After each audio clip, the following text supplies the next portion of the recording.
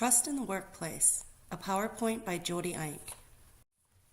This presentation will focus on the topic of trust, and we'll be answering some questions regarding how is trust defined, why is it important to build trust, how do you build trust, and how do you regain trust when it has been broken. It'll also include a self-reflection regarding my current strengths and how I can leverage those strengths to build trust in the workplace.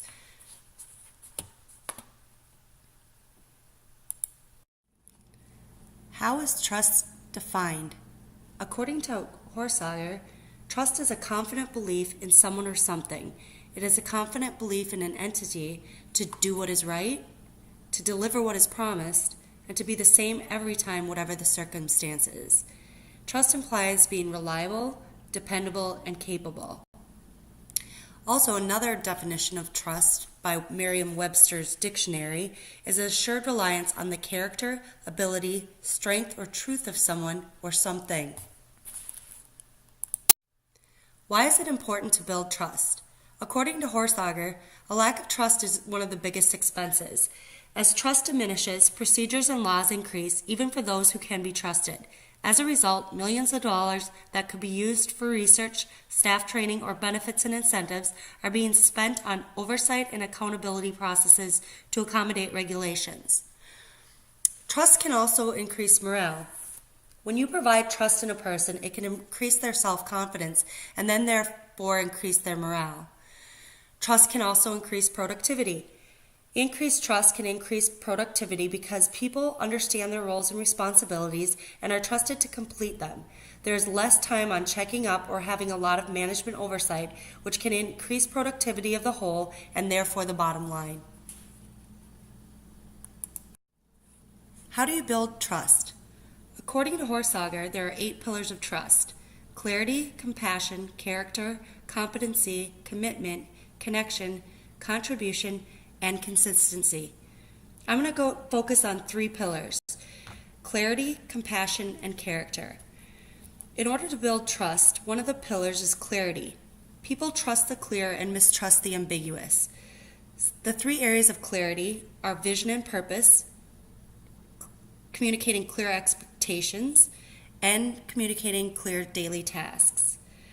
Another pillar is compassion, which is the ability to show care and empathy.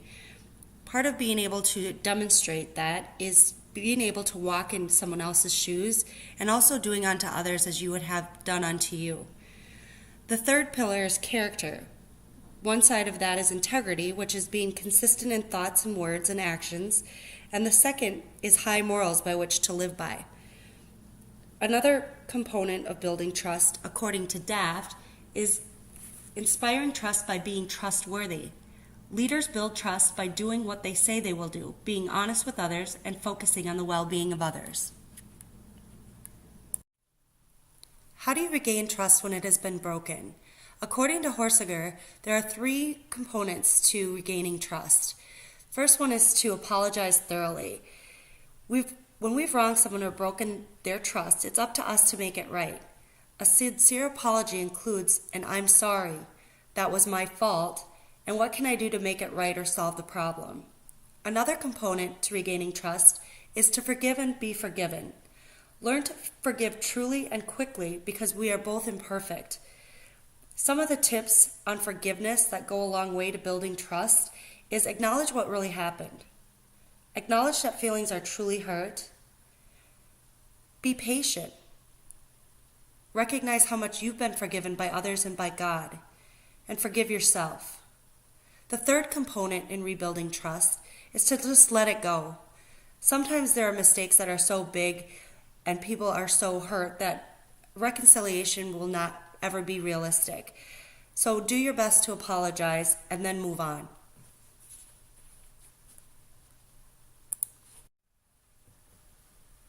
Based on Clifton's Strength-Based Leadership Assessment, 3 of my top strengths are strategic, connectedness, and adapter. Under strategic, it indicates that I bring imaginative game plans to teams' attentions and that I would enjoy relying on people. I also remain on the cutting edge of my field or area of interest.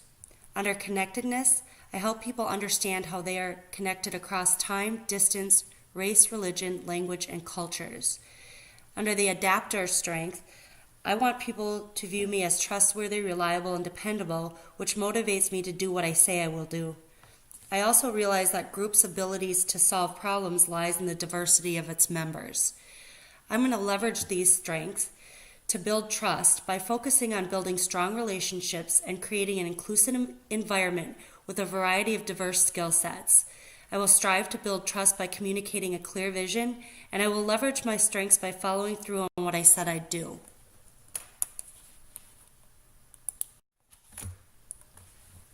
Trust is an important component to employee motivation, building strong relationships, and successful businesses. A couple of quotes that support those ideas are from Stephen Covey and Brian Tracy. Stephen Covey says, "Trust is the highest form of human motivation. It brings out the very best in people." Brian Tracy states that the glue that holds all relationships together, including the relationship between the leader and the led, is trust, and trust is based on integrity.